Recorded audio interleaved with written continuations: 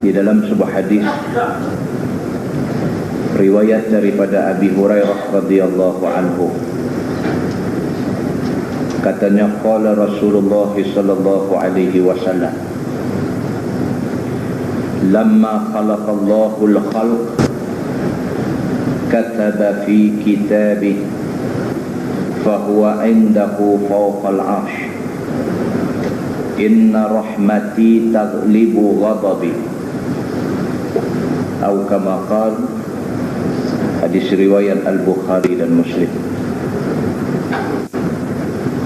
Dalam hadis ini Nabi sallallahu alaihi wasallam bersabda, sabda Nabi, apabila Allah Subhanahu wa taala menjadikan makhluk-makhluknya, maka ditulis oleh Allah Subhanahu wa taala di dalam kitabnya di Lauh Mahfuz di atas arasy. Allah tulis di situ, inna rahmati taghlibu ghadabi. Maksudnya sesungguhnya rahmat aku mengatasi kemurkaan aku. Muslimin dan muslimat yang dirahmati Allah sekalian, sesungguhnya Allah Subhanahu wa taala itu adalah Tuhan yang amat luas limpah rahmatnya. Sesungguhnya Allah Subhanahu wa taala itu amat besar kesian belah dan kasih sayangnya kepada semua makhluk yang dijadikan dia. Di dalam sebuah hadis lain riwayat daripada Abi Hurairah radhiyallahu anhu, kata dia, sami'tu Rasulullah sallallahu alaihi wasallam yaqul, ja'alallahu ar-rahmah mi'ata juz'in fa amsaka 'indahu tis'atan wa tis'in wa anzala fil ardi juz'an wahidah famin zalik al-juz'i yatarahamul khalaiq hatta tarfa'ad dabbah hafiraha an waladiha khasyata an tusibahu atau kama qala. Hadis riwayat Imam Muslim.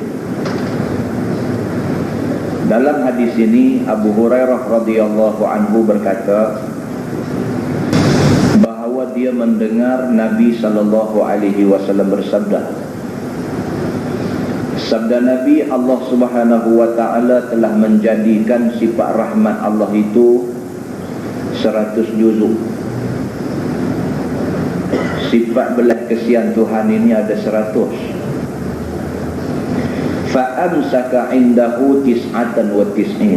Daripada 100 itu 99 bahagian Allah simpan. Wa anzala fil ardi juz'an wahida. Tuhan buat turun ke muka bumi ini 1 juzuk aja. Kalau dinisbahkan sifat rahmat Allah ini kepada 100, ada 99 yang Allah simpan sifat rahmat itu, 1% sahaja yang Allah Subhanahu wa taala turunkan ke muka bumi ini. Kata Nabi, famin zalikal juz'i yatarahamul khalaiq. Dengan 1% itu makhluk yang ada di atas dunia ni berkasih sayang sama-sama mereka. Daripada 100 itu Tuhan buat turun 1% saja ke atas muka bumi ini. Dengan 1% itu kita tengok ibu bapa sayang anak, kita tengok lembu perhati sayang anak dia, kita tengok orang kaya rasa kesian pada orang miskin, kita tengok orang sehat rasa kesian pada orang cacat. Hanya dengan 1% saja. Kata dia, hatta tarfa'ad dabbatu hafiraha an waladiha khasyata an tusibah. Dengan 1% yang Allah turunkan rahmat dia di muka bumi ini untuk kita semua pakat-pakat kongsi, pakat-pakat ambil. Kamu boleh melihat seekor binatang tidak tergamak pijak anak dia. semata-mata kerana ada rahmat di dalam diri binatang. Muslimin dan muslimat yang dirahmati Allah sekalian, begitu sekali besar rahmat Allah Subhanahu wa taala kepada penduduk alam ini. Abu Hurairah radhiyallahu anhu juga menceritakan, kata dia,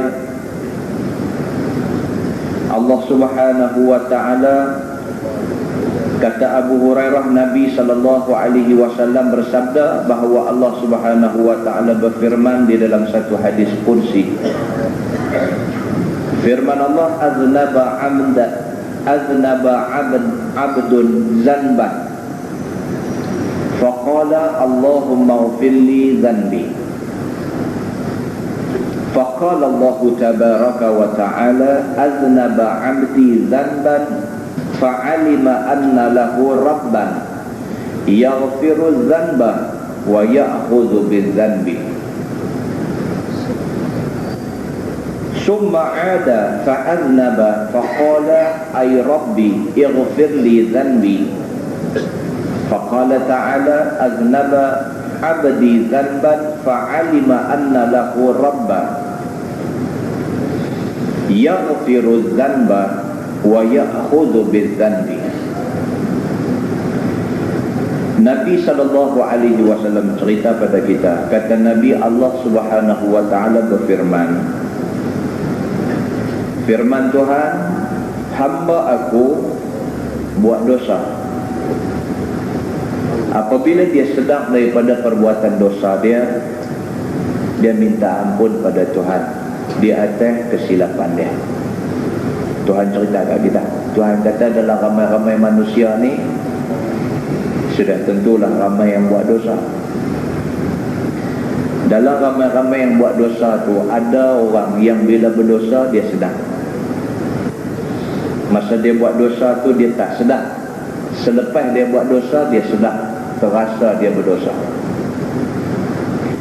Apabila dia sedar yang dia sudah buat dosa, dia minta ampun pada Tuhan, minta Tuhan ampunkan dosa dia. Allah Subhanahu wa taala jawab, kata Allah, aznaba abdi dzanban fa'alima anna lahu rabbah. Allah kata hamba aku ni dia buat dosa, kemudiannya dia tahu, kata dia ada Tuhan yang boleh mengampunkan dosa. Yaghfiru dzanba wa ya'khudhu bidzanbi. Oleh kerana dia minta ampun dekat Tuhan, maka Tuhan ampunkan dosa dia. Kata Allah, summa ada fa aznaba. Lepas pada dia buat dosa, lepas pada dia minta ampun, dia buat dosa pula. Ini yang kata manusia. Selepas dia buat dosa, dia kata pula, ay rabbi ighfirli dhanbi. Bila dia buat dosa, dia sedar, dia kata pula dekat Tuhan, wahai Tuhanku, ampunkan dosa aku.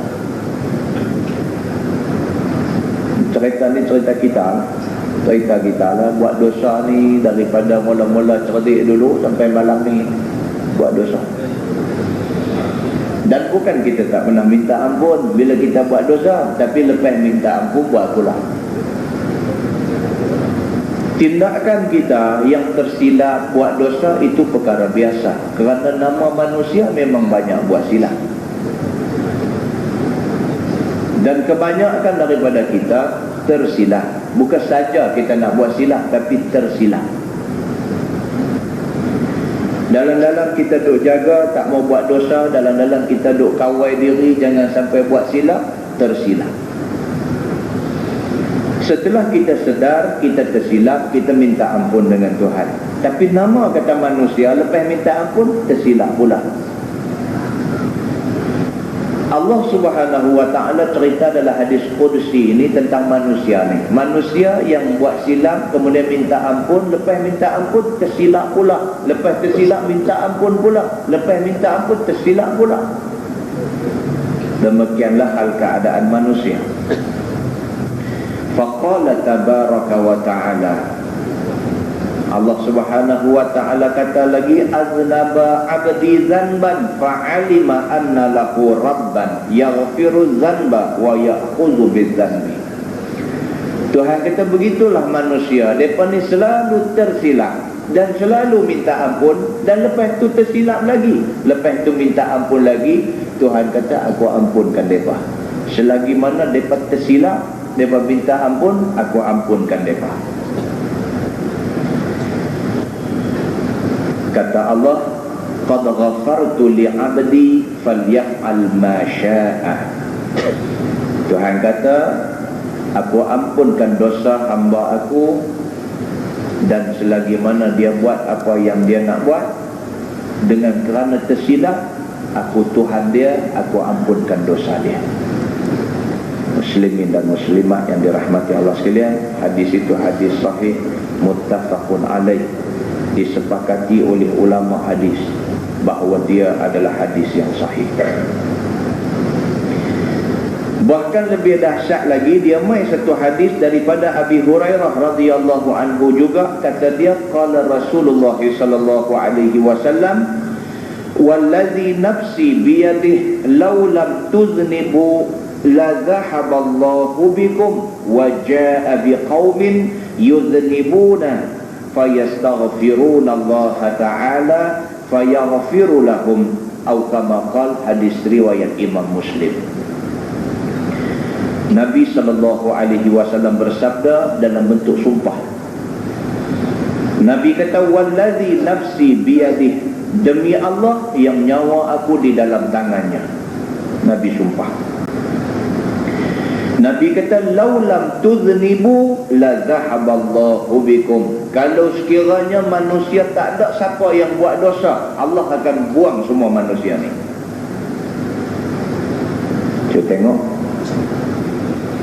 Nabi kata, demi Allah yang nyawa aku ada dalam tangan Allah, aku nak bagi tahu pada kamu semua, kalaulah manusia yang ada atas muka bumi ni tak ada siapa buat dosa, la zahaballahu bikum, Allah akan suruh pi semua sekali. Ada ni semua pi ke lain buang. Wa jaa biqaumin, Allah buat mai satu kaum baru pula ganti. Yuznibun, yang kaum baru ini akan berdosa, akan buat dosa. Fayastaghfirunallah, dan Allah ampunkan mereka. Hadis itu hadis sahih riwayat Imam Muslim. Makna dia apa? Adakah makna dia kita ni dianjurkan ataupun digalakkan suruh buat dosa? Ada. Kalau itu faham kita silaplah. Tapi maksud hadis ini ataupun maksud hadis ini ialah Nabi SAW nak cerita kepada kita tentang luasnya rahmat Allah dan tentang besarnya kuasa pengampunan yang ada pada Allah. Dia nak abang yang tu. Kalau tidak ada makhluk yang buat dosa, Allah tak guna. Allah tak guna kekuasaan dia untuk mengampunkan orang yang berdosa. Di antara kehebatan Allah Subhanahu wa taala ialah dialah satu-satunya Tuhan yang boleh bagi pengampunan kepada makhluk dia. Maka Allah nak supaya kehebatan itu digunakan. Maka apabila ada manusia, sudah tentu ada dosa, dan manusia yang tersilap buat dosa, minta ampun pada dia, dia akan ampunkan manusia. Itu maksud hadis itu. Dalam sebuah hadis lain riwayat daripada Abi Ayyub Al-Ansari radhiyallahu anhu, kata dia, sami'tu Rasulullah sallallahu alaihi wasallam yaqul, laula annakum tuznibun la khalaqallahu khalqan yudhnibuna fayastaghfirun fayaghfiru lahum, atau kama qala, hadis riwayat Imam Muslim. Lagi sekali hadis riwayat daripada Abu Ayyub, kata dia, Nabi SAW bersabda, kalaulah sekiranya tidak ada makhluk yang buat dosa, sudah tentu Allah akan hapuskan makhluk itu, dan Allah akan jadikan makhluk lain, yang makhluk lain akan melakukan dosa, yang kemudiannya Allah akan ampunkan dosa mereka. Muslimin dan muslimat yang dirahmati Allah sekalian, kesimpulannya ialah kita manusia, kita banyak dosa. Itu kesimpulan dia. Kita ni manusia, dan nama manusia ni ialah makhluk yang banyak dosa. Minta ampun pada Allah Subhanahu wa ta'ala. Kerana Allah sedia memberi pengampunan kepada sesiapa juga yang mengaku bahawa Allah itu Tuhan dia. Nabi SAW sendiri pun memiliki sifat rahmat yang diturunkan Allah Subhanahu wa ta'ala pada dia. Kita dah tengok dah hadis dulu ni, bagaimana pada satu hari seorang perempuan daripada Bani Juhainah, seorang perempuan daripada Bani Juhainah, dia datang kepada Nabi SAW. Kata di dalam hadis, wahiya hubla minaz zina. Perempuan daripada Bani Juhainah ini pergi jumpa Nabi dalam keadaan dia mengandung akibat daripada perbuatan zina. Dosa lah tu, dosa. Banyak pun hari ini sebenarnya kes yang macam ni. Yang duk telefon dekat ustaz-ustaz ni, saya tak tahulah. Saya ingat semua ustaz pun terima panggilan telefon. Anak-anak muda kita, adik-adik kita, perempuan-perempuan kerja kelang ni telefon mengadu, kata mengandung kerana zina ni. Kalau nak jawab panggilan telefon tak larat jawab. Dan kebanyakan daripada mereka ni pun semua, bila telefon ni tak ada lain lah yang mereka nak habaq melainkan penyesalan. Penyesalan. Zaman Nabi SAW sudah berlaku benda ni. Itu sebab Nabi kata la yazni az-zani hina yazni wa huwa mu'min. Nabi kata orang yang tidak akan berzina, satu orang yang melakukan zina kalau sekiranya masa dia berzina itu dia beriman dengan Allah. Nampak? Maknanya bukanlah orang yang berzina itu tak beriman. Kadang-kadang orang yang terlibat dengan zina ni orang yang beriman, tetapi semasa dia berzina tu dia terlalu didorong oleh syaitan, sehinggalah dia terlanjur dan berlaku zina. Nabi kata la yazni zani hina yazni wa huwa mu'min. Tak akan berzina satu orang yang berzina itu kalau sekiranya masa dia nak berzina tu dia beriman. Dia tu orang yang beriman, tapi masa nak jadi zina tu terdorong dia dengan nafsu dia, sehinggalah terlanjur dan melakukan zina. Lepas itu menyesal. Telefon merata tentang zaman Nabi SAW. Datang seorang perempuan daripada Bani Juhainah jumpa Nabi SAW, wa hiya ubla minaz zina, sedangkan dia sedang mengandung akibat daripada zina. Faqalat, dia kata pada Nabi, ya Rasulullah, asabtu haddan fa'aqimhu alayya.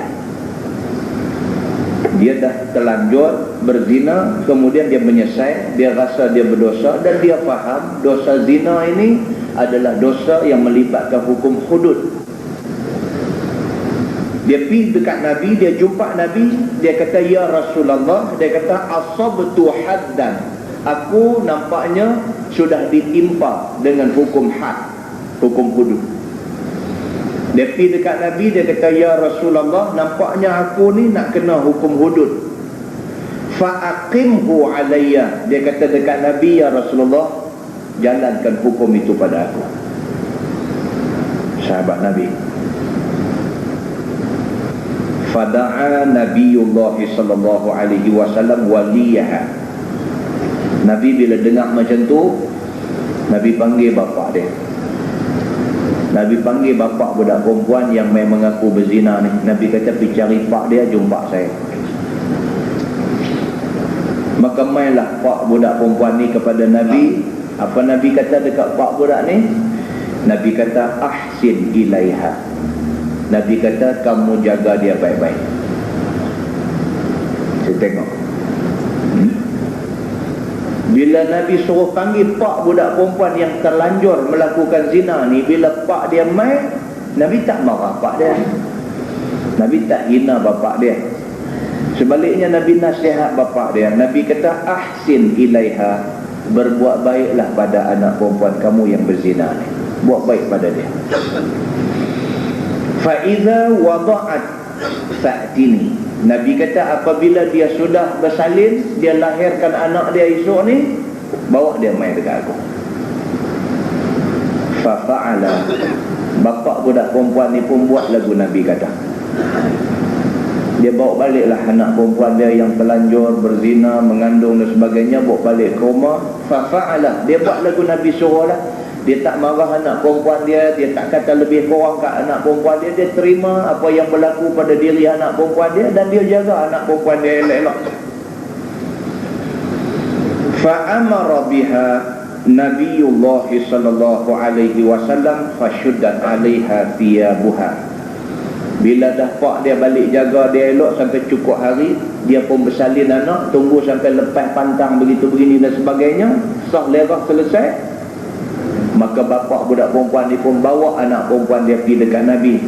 Bila sampai dekat Nabi, summa amara biha, Nabi pun perintahkanlah hukuman. Farujimat summa salla 'alaiha, kemudian direjam perempuan itu dengan batu sampai mati. Hukum-hukum mesti jalan, tetapi rahmat Allah ada di sana. Walaupun dia sudah melakukan zina dan dia mai jumpa Nabi hal keadaan dia sedang mengandung, maka rahmat Allah ada di sana. Suruh bawa balik dulu, tunggu sampai hari dia bersalin, lahirkan anak yang tidak berdosa itu, maka mak dia yang berdosa dibawa kepada Nabi. Fa'amara biha, Nabi perintahkan hukum Allah mesti dilaksanakan. Farujimat, maka direjam dia dengan batu, kerana perempuan ni perempuan yang sudah berkahwin. Sesudah direjam dia sampai mati, summa shalla 'alaiha, Nabi menjadi imam sembahyang mayat dia. Cuba tengok, cuba tengok, ini Islam, ini Islam.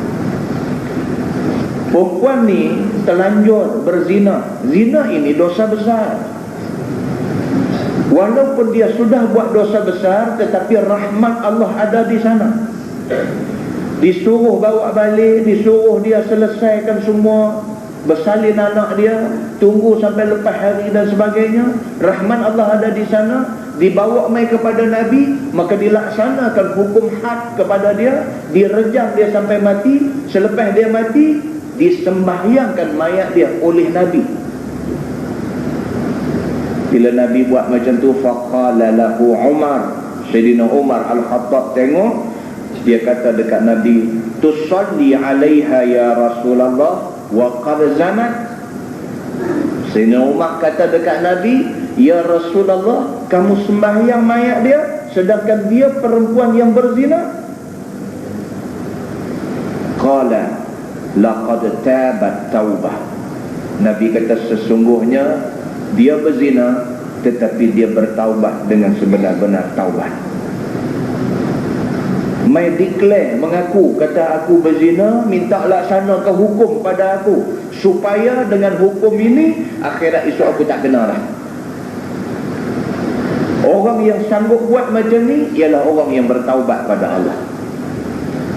Nabi kata laqad tabat taubah, sesungguhnya dia ni bertaubat sungguh-sungguh. Lau qusimat baina sab'ina min ahli al-Madinah lawasi'athum. Nabi kata kalau nak banding perempuan ni yang berzina ni seorang dengan 70 orang penduduk Madinah, nescaya aku rasa dia ni, perempuan yang berzina ni, lebih baik daripada 70 orang mereka. Muslimin dan muslimat yang dirahmati Allah sekalian, hadis itu hadis sahih riwayat Imam Muslim. Nampak? Jadi Islam ni sebenarnya agama yang penuh dengan rahmat dan kasih sayang. Kita membawa Islam dan menampakkan Islam ini sebagai satu agama yang ganas adalah satu kesilapan. Islam tidaklah seganas yang digambarkan. Sebaliknya Islam itu adalah agama yang penuh rahmat, penuh kasih sayang, yang sentiasa menumpahkan belas kasihan dia kepada semua makhluknya, sama ada yang berdosa ataupun yang tidak berdosa. Nah, so kita dalam nak memahami Islam, dalam nak kenal Islam ini, kita tidak ada jalan lain melainkan kita hanya boleh kenal Islam menerusi ilmu-ilmu Islam yang ada di dalam Quran, yang ada di dalam hadis Nabi sallallahu alaihi wasallam. Mudah-mudahan kita dapat yang tiba daripada muqaddimah itu, insya-Allah.